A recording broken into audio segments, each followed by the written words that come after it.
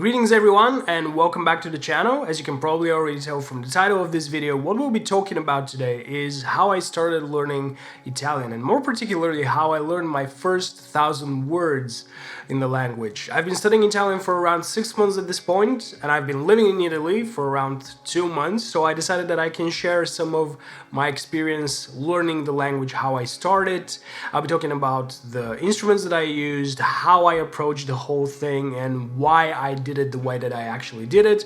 Of course, you'll be able to find timestamps so you can navigate around the content faster and find what you actually need. So without wasting any more time, let's get into it. Okay, so all in all, what I did was very simple. I just gathered all the words, created a list of them, and I studied it. And once you have a list, you can use all the good stuff like spaced repetition, active recall. There are all sorts of methods to do that in order to make sure that all the words stick for good and you can use them properly. But I was thinking, how can we make the creation, the very process of making your list of words, part of the learning experience? And so as you're making the list, you're already learning the words. Okay, so first of all, these 1,000 words are not random. They're supposed to be the 1,000 most commonly used in the target language, meaning Italian in this case.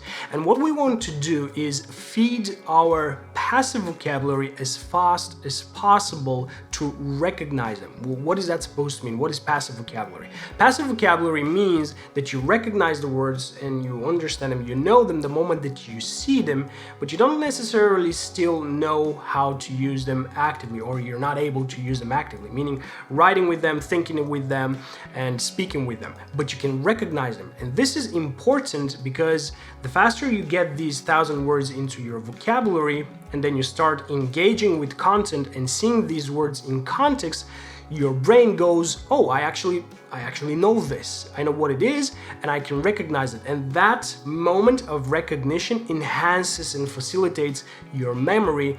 And so because of familiarity, that positive experience of it, you're better able to memorize and use those words. And so we're more engaged and motivated to learn further. And because the process is very fast, we get to fuel our excitement about learning the language and sustain it and make an actual habit of learning the language long time. Okay, so once more, we're feeding our passive vocabulary because it's fast. We can easily recognize when we're making progress. It helps us with later activating the knowledge that we acquired because we recognize words as familiar, not completely alien, and it's also something that it's easy to incorporate into a routine and to stick to it. Now, speaking of routine, we arrive at the second question, which is why would you want to create a list of words and study it, knowing that this is not necessarily the most effective strategy to study?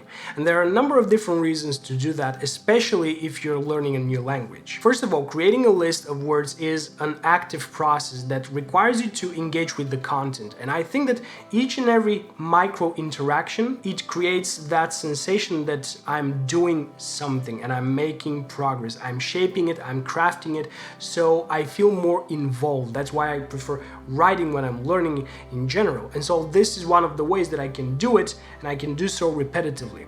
Speaking of repetitively, I can actually track my progress as well, and I can do so consistently. I can decide on a number of words that I can learn each and every day, or I can decide on an amount of time that I'm willing to spend. No matter the way that I decide to track the amount of work that I'm doing each and every day, I can do that and see my progress. And in the end of it, I have a big goal. I have these 1,000 words that I get to learn, and the moment that I accomplish that, it's amazing. And that, again, is especially important, especially when you're beginning to learn a new language. So what was my source for these 1,000 most common used words in Italian? It's actually a website which is called the most popular 1,000 words, and you have it for a lot of languages. Now, I used it as a foundation, meaning that I didn't follow through all of it the way that it was structured because there are a lot of mistakes, there are a lot of missing translations, unclear translations, or things that are just repetitive. And again, you have to translate them on your own because they're repetitive, and maybe you have to find synonyms. Meaning that you can use the same website as a foundation, but keep in mind that you'll be basically crafting your own 1,000 words, and the things that are maybe not necessarily appearing the way they should be, you can find better translations or find words that you just like, and in doing so, you just craft your 1,000 words. So next thing is medium of choice. Do you do that on paper or do you do it on a computer? I prefer to do it on paper, and it's better to train writing things down in a new language. But because of all the different translations, maybe mistakes that may occur, repetitions of words and whatnot, you have to edit things, your notes, things get messy very fast, which I don't like, so I ended up just switching to computer. Quizlet is my app of choice, but you can also use Anki, and also Memrise have a very nice desktop application, and you can create, just like in Anki and Quizlet, you can create your own lessons. But in Quizlet, I like the interface, everything's very clean. I can create my own edits, and also the games and the internal algorithms that you can use to revisit content also serve my purpose in this case, to learn these words the way that I like. Okay, so now that we've set the stage, we discussed the reasons why I approached my learning the way that I did and what instruments I used. I would like to share with you how I actually studied the words, and so you can implement this way of practice into your own language learning routine. Hopefully it will be useful. So what I decided first is that I want to get through the 1,000 words within 10 days, which meant that I'll have to enter into my list 100 words a day. These 100 words, these entries took me anywhere between 20 to 40 minutes each and every day, and this was basically my practice, the majority of my practice for these 10 days. I had my goal set, and then the reason that it took me that much of a time, between 20 to 40 minutes, to just put in 100 words, it's all in the way that I was writing the words down and creating my list, because it served a purpose, meaning that as I was writing the words down, I was actually learning them. And I'll just open Quizlet and I'll show you exactly what I was doing. Alright, so I'm in Quizlet. This is what an empty list looks like. We're going to populate it in just a moment. We also have this website, 1000mostcommonwords.com, in this case in Italian, prepared, and I also have prepared Reverso, which is my translator in this case. And I'll also use it, and I'll show you how it comes in handy, and you can use it as well in your own practice routine. So how are we going to put words from the list into Quizlet? This is the crucial thing. So first of all, you have to have some volume in order for this to work. So whatever volume you decide on learning each and every day, for example 25 words a day, 50 words a day, 100 words a day, doesn't really matter, but I think that a minimum of 25 words is a good starting point in order for this to work, because you need a little bit of volume to be able to train your memory properly. So let's say that this is day 2 and we've done 50 words, or day 3 because we've been doing 25 words a day, and so we'll start from word 50. What would I do is to look at the next 5 words, let's say 50 to 54.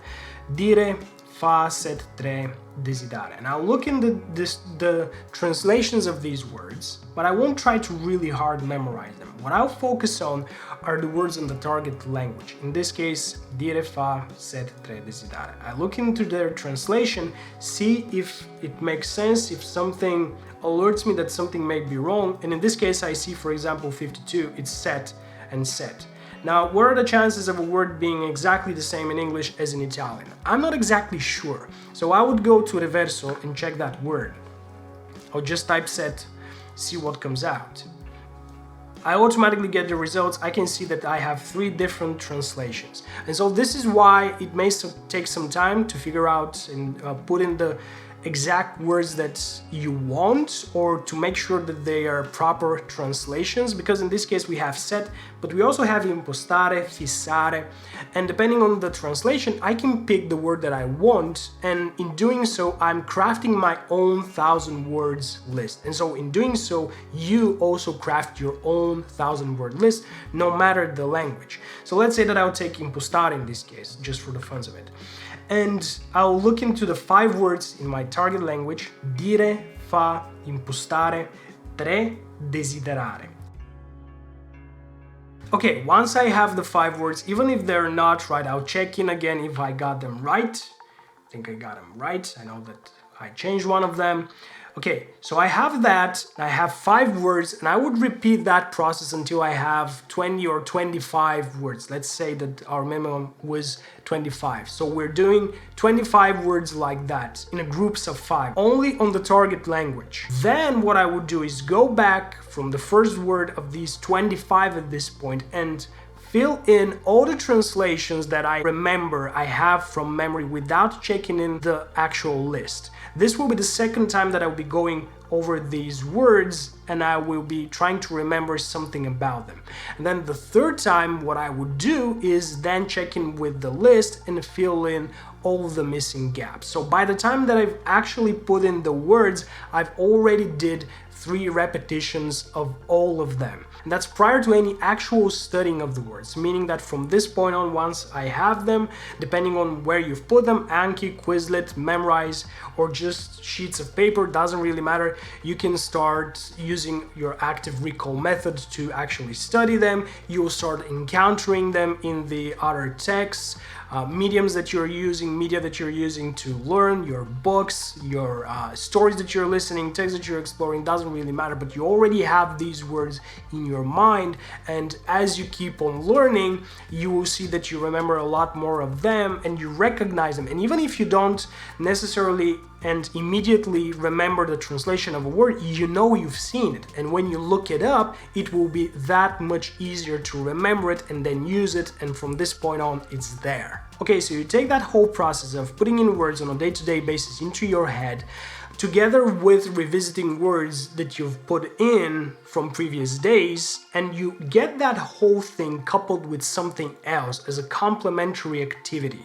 And you will see that whatever language that you're learning and whatever you're doing, if you're reading, writing, speaking, listening, doesn't matter, this whole process will boost your learning of the language immensely. Now, does that make me fluent in Italian? Highly unlikely. There's still a lot of things to be explored, to be learned, and there are a lot of things that I'm doing, and all of them I will be sharing for sure with you, so hopefully they will help you in your learning journey. At any rate, at this point, I thank you sincerely for watching. Keep it bright.